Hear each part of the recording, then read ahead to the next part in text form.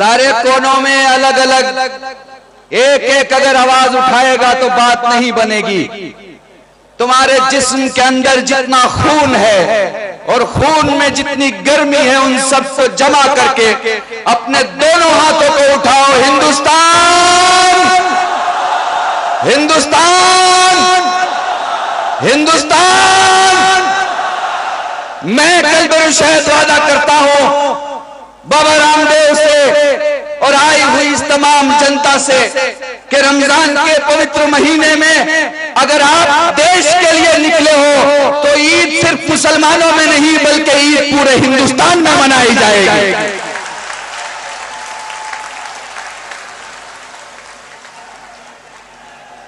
मेरे दोस्तों, मुझे बस 2-3 बातें रखनी है क्योंकि मेरे बाद मेरे मोहतरम और इज्जतमाब भाई को आपके दरमियान गुफ्तगू करना है। मुझे पता है आप में बहुत शक्ति है, मुझे पता है। बाबा रामदेव को मालूम है कि आप में बहुत शक्ति है, लेकिन हुकूमत को लगता है कि सब कमजोर हैं। सूरज निकलेगा भाग जाएंगे, बारिश आएगी भाग जाएंगे। मैं वादा करता हूं कि जो भारत का झंडा हमारे हाथों में आज दिखाई देता है, अगर हाथ काट भी लिए जाए तो झंडा खड़ा रहेगा, झंडा कभी नहीं गिरेगा।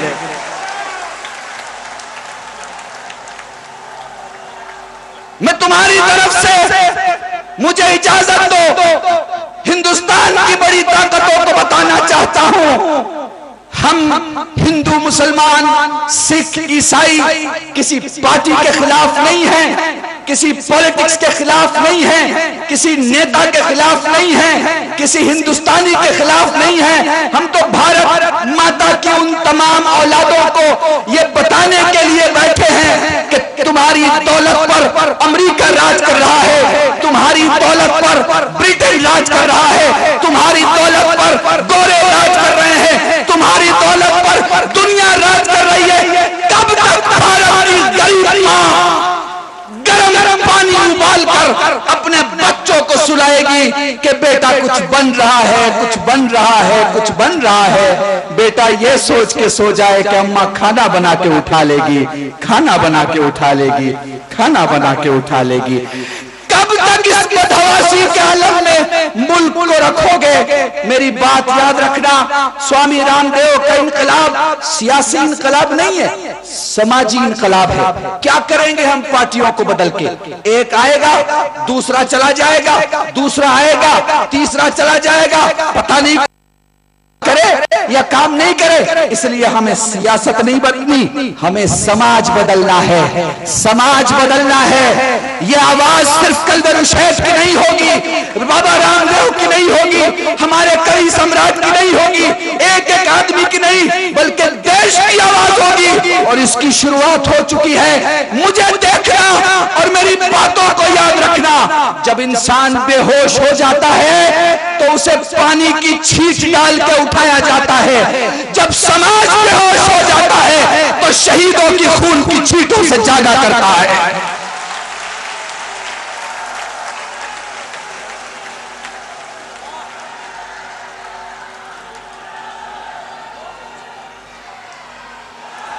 हिंदुस्तान, हिंदुस्तान, हिंदुस्तान। बस मेरे दोस्तों, मुझे कुछ ज्यादा नहीं कहना।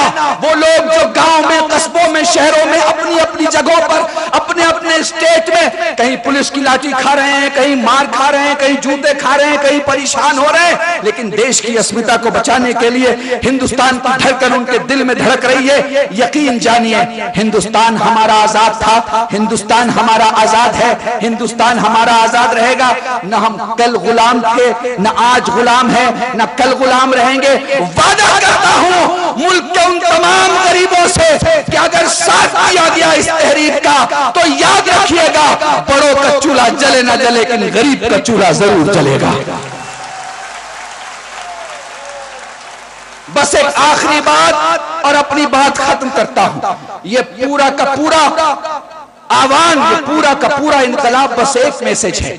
हिंदुस्तान में 2 तरीके की नदियां बहती हैं।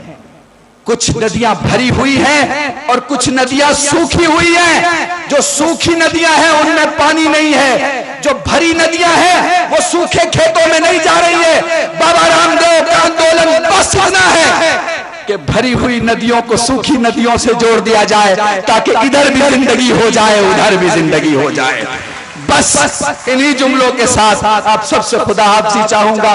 कोई शिकवा न शिकायत न गिला करता हूं, सब सलामत रहो ये रब से दुआ करता हूं। इन्हीं जुमलों के साथ मैं आवाज देना चाहूंगा, हिंदुस्तान की शान वो शख्सियत जो सूरज तो नहीं है पर सूरज डूब जाता है, लेकिन रामदेव न कल डूबा, न आज डूबा, न कल डूबेगा। इन्हीं अल्फाज के साथ गुजारिश